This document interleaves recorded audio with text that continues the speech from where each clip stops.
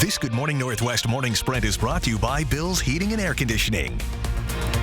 It is 6:53, time to get you ready to take on your Friday and the weekend with the Morning Sprint. Well, the pandemic-era pause on loan payments is coming to an end. Sydney Charles has the details. But first, let's get to Allison Martinez with your Labor Day weekend forecast.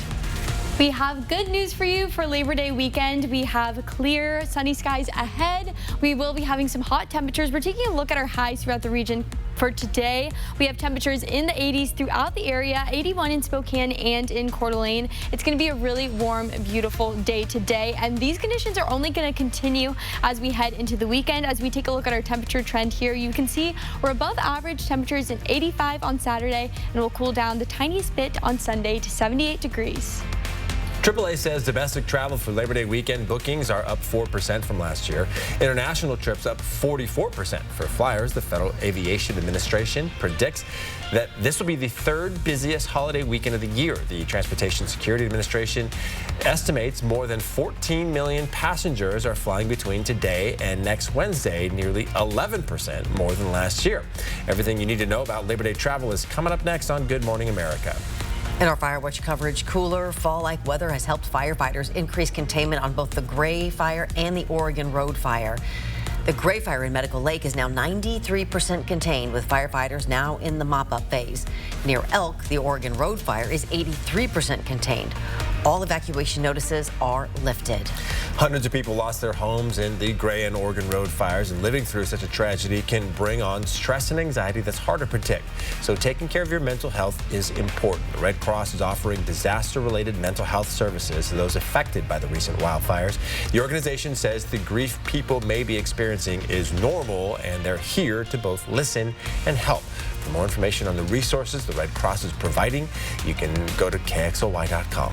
And from offering mental health services to being connected to verified contractors, Redemption Church in Medical Lake is quickly becoming the hub of resources for those impacted by the Gray Fire.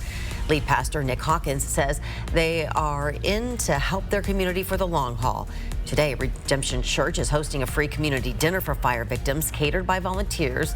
Then next week, the Salvation Army will begin giving out prepared meals in the church's parking lot.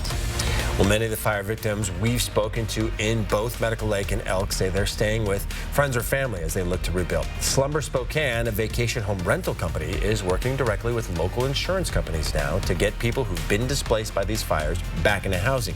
And impacted families, no matter their insurance situation, can get into a fully furnished home. The rentals are ready for impacted families to move in as they start over. For more details about the rentals Slumber Spokane offers, you can find this story on our website. Families impacted by the wildfire will continue to have access to state emergency funds, with Governor Jay Inslee expanding the Emergency Cash Assistance Program until September 29th. You can find the link to apply for aid, information on how to help fire victims, and all of our Fire Watch coverage right now on KXLY.com and the 4 News Now app. Today's hearing for accused quadruple murderer Bryan Kohberger has been pushed back. He's requesting no cameras be allowed to record his hearings. A coalition of media companies, including KXLY, contest this motion, and a judge is allowing attorneys representing the coalition more time for argument. Bryan Kohberger is accused of killing 4 University of Idaho students in an off-campus home in November of last year.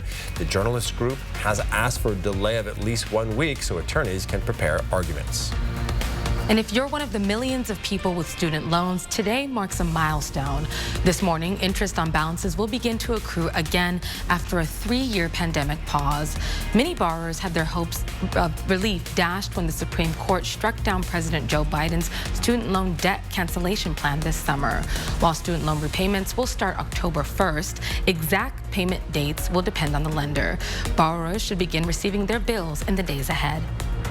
As Washington high school teams get back on the field tonight, we will see something in Spokane we haven't since 1969.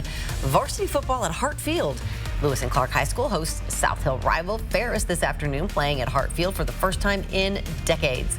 The last time there was a varsity game at the field was up on 37th and Grand, was November 7th, 1969. Yeah, the Tigers and Saxons, as well as North Central, Rogers, and Shadle Park are waiting for this to be finished.